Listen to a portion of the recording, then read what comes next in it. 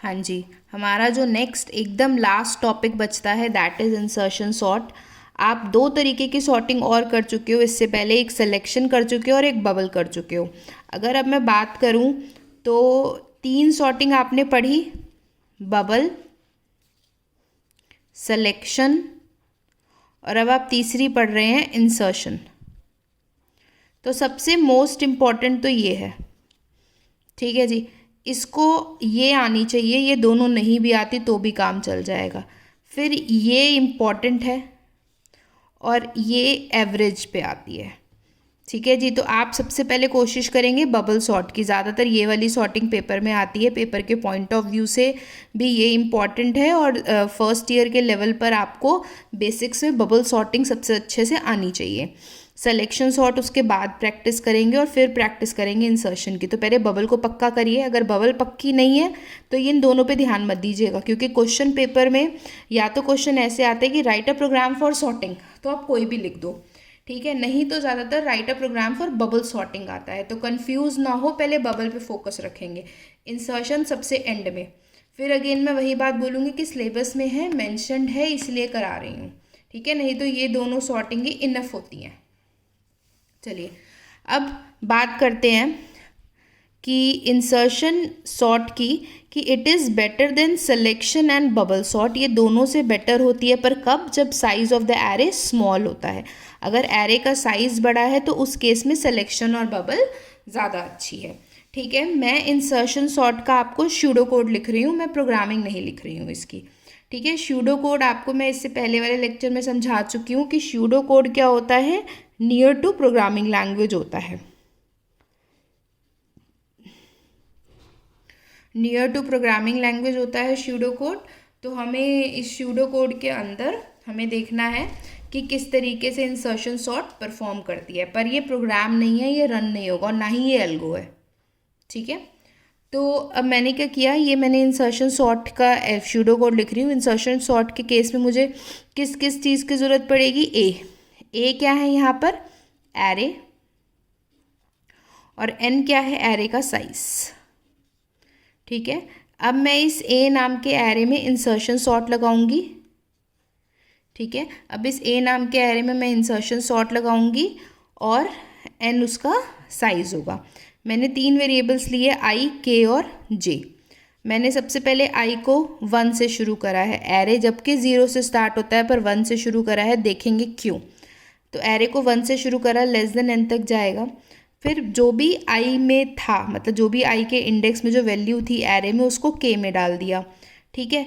और के में डालने के बाद i-1 किस में रखा? जे में। और फिर ये लूप चलाया पूरा, ठीक है। और लूप चलाने के बाद की वैल्यू जो भी थी वो aj+1 में लिख दी। वाइल का लूप ये बंद था और ये फॉर का लूप बंद है, ये मेन बंद है, मतलब मेन मतलब इंसर्शन सॉर्ट। मैं अभी समझा रही हूँ, ये देख लो, वाइल लूप चल रहा है एक, और एक चल रहा है फॉर लूप। आपने जो सिलेक्शन और बबल पढ़ी थी उसमें फॉर के अंदर फॉर चलाया था, बबल में भी और सिलेक्शन में भी, पर इंसर्शन में मैं फॉर के अंदर वाइल लूप चला रही हूँ। ये आपको ऐसे समझ नहीं आएगी, मैं आपको एक एग्जाम्पल से पूरी एल्गो एक्सप्लेन करती हूँ।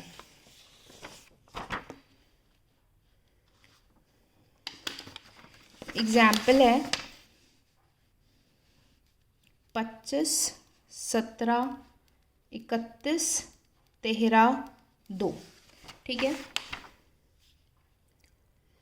ये हो गया, ये एरे 0, 1, 2, 3, 4, एन की वैल्यू हो गई यहाँ पे 5, ठीक है। ये ए नाम का एरे ले लिया मैंने, ठीक। अब इसमें क्या कहा गया है, इसको देखिए। इसमें सबसे पहले आई की वैल्यू कहाँ से शुरू हुई? 1 से। तो आई क्या हो गया? 1, ठीक है। फिर उसके बाद आई 1 से लेके कहाँ तक जाएगा? लेस देन एन तक, मतलब आई 1 से लेकर जाएगा लेस देन एन, मतलब लेस देन 5, लेस देन 5 मतलब 4, ठीक है। आई 1 से 4 जाएगा। तो जब सबसे पहले आई की वैल्यू हुई 1, जब आई की वैल्यू 1 हुई तो A1 की वैल्यू किस में आ गई? के में। तो के में क्या आ जाएगा? A1 की वैल्यू, A1 में क्या है? 17, के में 17 आ गया। अभी तक जैसे जैसे एल्गो में लिखा है सेम वैसा कर रही हूँ मैं। के में 17 आ गया, जे में क्या आया i-1, आई में क्या था 1, जे में आ गया i-1 दैट इज 0। ठीक है जी। अब नेक्स्ट वाइल का लूप है, while J greater than equal to 0, अगर जे 0 से बड़ा है या 0 है, एंड दोनों, एंड मतलब दोनों कंडीशन सेटिस्फाई होंगी, एंड अगर ए ऑफ जे बड़ा है की से। ठीक है, ये कंडीशन मैं यहाँ लिख लेती हूँ।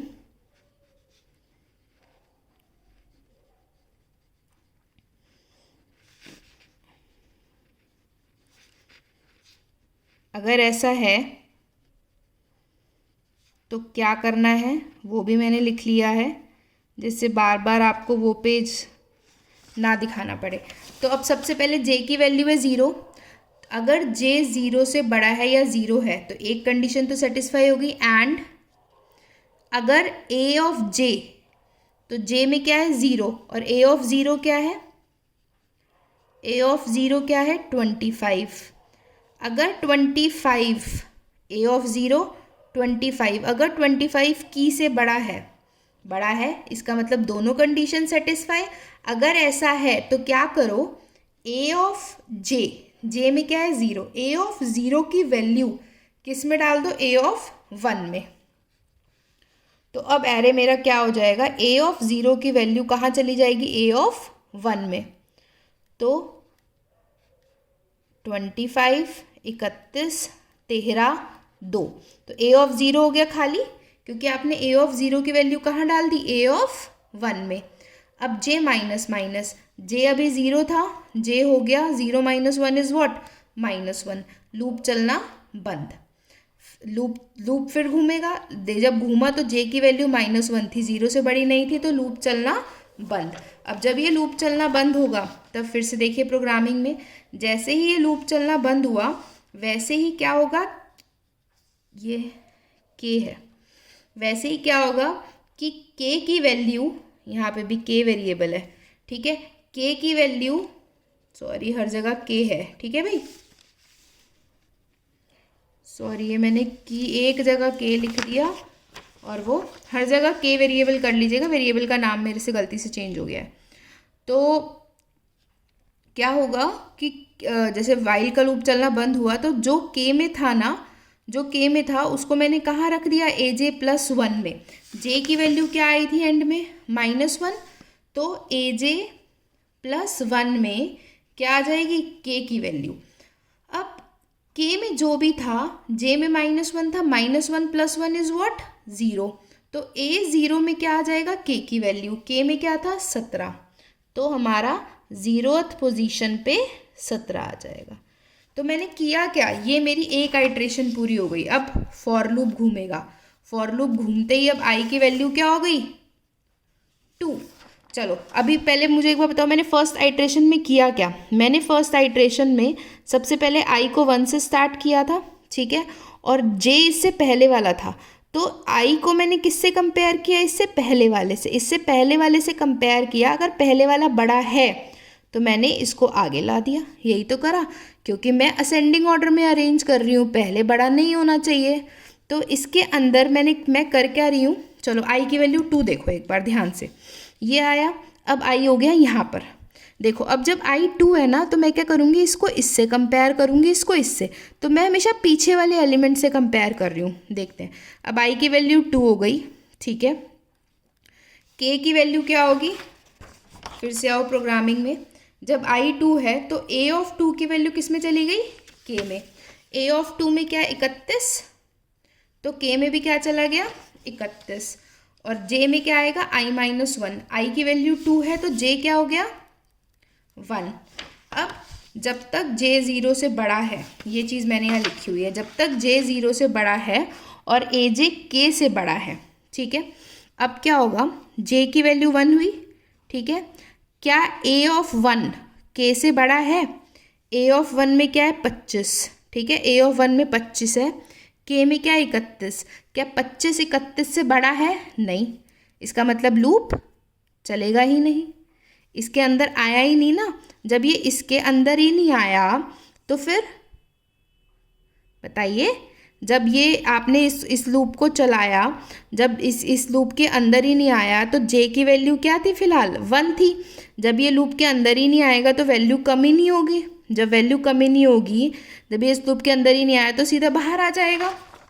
जब ये बाहर आया तो जे की वैल्यू 1 थी, 1 से तो वैल्यू चेंज हुई ही नहीं, तो जे ए ऑफ 1 + 1 दैट इज 2।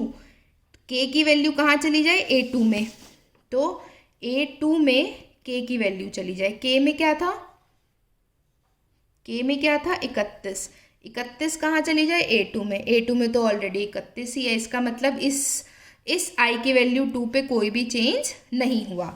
तो मतलब आई की वैल्यू 1 पे आपको ये मिला था, आई की वैल्यू 2 पे कोई भी चेंज नहीं हुआ। एरे एज इट इज़ का एज इट इज़ रह गया। अच्छा मुझे ये बताओ, एज इट इज़ का एज इट इज़ क्यों रहा एरे, क्योंकि 31 वैल्यू 25 से तो ऑलरेडी बड़ी ही है और 17 से भी बड़ी है। मतलब ये अपने पहले वाले से कंपेयर करता है, ये इससे देखेगा और इससे देखेगा, पर ये इससे पहले इससे देखेगा, फर्स्ट इससे देखता है, सेकंड इससे देखता है। पर अगर पहली कंडीशन ये ट्रू नहीं हुई तो वाइल लूप के अंदर ही नहीं जाता ना ये, क्योंकि इसके लिए दोनों चीज़ें ट्रू होनी चाहिए। ये तो ट्रू हो रहा था पर ये चीज़ ट्रू नहीं हो रही थी। अब देखते हैं आई की वैल्यू 3 के लिए। जब मैं आई की वैल्यू 3 पर आई तो क्या होगा, जब आई की वैल्यू 3 पर आएंगे तो अब इसमें आओ, आई की वैल्यू 3 पे आएंगे तो A3 की वैल्यू किस में जाएगी, के में। A3 में क्या है इस वक्त 13, तो के में क्या आ गया 13 एंड जे में क्या जाएगा I-1 और जे में चला गया 2। अब ये वाइल लूप चल रहा है जो मैंने यहाँ लिखा हुआ है। क्या वाइल जे 0 से बड़ा है, बिल्कुल है, 2 वैल्यू है। अब ये वाली कंडीशन चेक होनी इंपॉर्टेंट ज़रूरी है। क्या A ऑफ 2 के से बड़ा है, A ऑफ 2 में क्या है 31 और के में क्या है 13। क्या 31 13 से बड़ा है, कंडीशन सेटिस्फाई। अगर कंडीशन सेटिस्फाई तो आप क्या करोगे, A ऑफ जे की वैल्यू किस में डाल दोगे, A ऑफ जे +1 में। तो जे की वैल्यू 2 थी तो A ऑफ 2 की वैल्यू कहाँ चली गई, A ऑफ 3 में। आप ये देखो ये लूप के अंदर आए क्यों, क्योंकि जे की वैल्यू 2 थी तो 0 से बड़ी है और A ऑफ 2 की वैल्यू के मतलब 13, ये भी ट्रू है। ये दोनों कंडीशन ट्रू थी, इसीलिए A ऑफ 2 की वैल्यू किस में चली गई, A ऑफ 3 में। तो 17 ये बनाओ मत, बस अब A ऑफ 2 की वैल्यू A ऑफ 3 में डाल दो। तो 2 में क्या था 31, अब 3 में आ गया 31, ठीक है, सही है। अब j = j-1, अब j की वैल्यू क्या हो गई 2 से 1 हो गई। फिर से लूप घूमा, क्या 1 0 से बड़ा है जी, बिल्कुल बड़ा है। क्या A ऑफ 1 k से बड़ा है, A ऑफ 1 में क्या 25, k में क्या था 13, क्या 25 13 से बड़ा है, बिल्कुल है जी। अगर है बड़ा तो क्या करेंगे हम, A ऑफ 1 की वैल्यू कहाँ चली जाए, A ऑफ 2 में। A ऑफ 1 की वैल्यू चली गई A ऑफ 2 में। A ऑफ 1 में क्या था 25, अब A ऑफ 2 में 25 आ गया, ठीक है। फिर से j = j-1, अब j की वैल्यू हो गई 0। अब जब j की वैल्यू 0 हुई, क्या j 0 से बड़ा या बराबर है, बिल्कुल है। क्या A ऑफ 0 की वैल्यू, A ऑफ 0 में क्या है 17, क्या 17 13 से बड़ा है, बिल्कुल है। अगर ऐसा है तो क्या करेंगे हम, A ऑफ 0 की वैल्यू कहाँ डाल दो, A ऑफ 1 में, क्योंकि J में 0 है, 0 + 1 1। A ऑफ 0 की वैल्यू A ऑफ 1 में आ जाएगी। A ऑफ 0 की वैल्यू 17 जो है वो A ऑफ 1 में आ गई। 4th पोजीशन तो ऐसी की ऐसी ही रहेगी, ठीक है, समझ में आया। और J = अब J की वैल्यू हो गई -1। फिर लूप घूमा, कंडीशन नॉट सेटिस्फाई, लूप से बाहर। जैसे ही लूप से बाहर आएंगे k की वैल्यू कहाँ सेट हो जाएगी, A of j +1। Last j की वैल्यू क्या आई थी -1, -1 + 1 0, तो k की वैल्यू कहाँ सेट हो जाएगी, A0 में। k में क्या था 13, तो 13 यहाँ सेट हो गया। अब आपने देखा कि I = 3 पर इस 13 ने अपनी पोजीशन, मतलब ये 13 जो यहाँ था इन सबसे छोटा था तो वो सबसे आगे आ गया और ये सारे पीछे चले गए। अब लास्ट i इक्वल टू 4 पे क्या है 2। जब i इक्वल टू 4 के लिए आप अपने आप करके देखेंगे, डू योर सेल्फ। जब आप i इक्वल टू 4 का करेंगे ना तो क्या होगा कि ये अपने सारे पीछे वालों से कंपेयर होगा। ठीक है, जब ये अपने सारे पीछे वालों से कंपेयर होगा तो ये वैल्यू यहाँ आएगी, ये यहाँ, ये यहाँ, ये यहाँ, और 2 सबसे आगे आ जाएगा। यही काम होगा, आप इसको करके देखिएगा, आराम से हो जाएगा। तो this is what insertion sort. तो आपने ये चीज़ नोटिस करी कि इंसर्शन सॉर्ट के अंदर हमने हर एलिमेंट को कंपेयर किया टू द प्रीवियस एलिमेंट। मैंने आपको बताया ना कि इंसर्शन सॉर्ट में अगर आई यहाँ पर है, मान लो यहाँ पे आई है, तो पहले वो इससे कंपेयर होगा, फिर वो इससे होगा, फिर वो इससे होगा, फिर लास्ट में वैल्यू सेट होती है। ठीक है, एंड इन सिलेक्शन सॉर्ट में compare each element to its successive element. ये तो था इंसर्शन। ठीक है, पर अगर हम बात करें सिलेक्शन की, तो अगर सिलेक्शन के केस में अगर आई यहाँ पर है तो सिलेक्शन के केस में वो अपने आगे वालों से कंपेयर होता है। ठीक है, तो सिलेक्शन में आगे वालों से, इंसर्शन में अपने पीछे वाले एलिमेंट से। और अगर मैं बात करूँ बबल सॉर्ट की, तो बबल सॉर्ट में वो आपस वालों में कंपेयर होता है। ये तीनों में डिफरेंस होता है, and in bubble sort we compare neighbour element.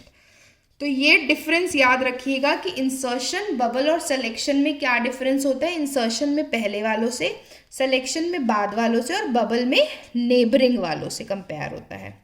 ठीक है, पर फिर भी स्टिल सबसे इम्पॉर्टेंट बबल, फिर selection important, and then insertion है।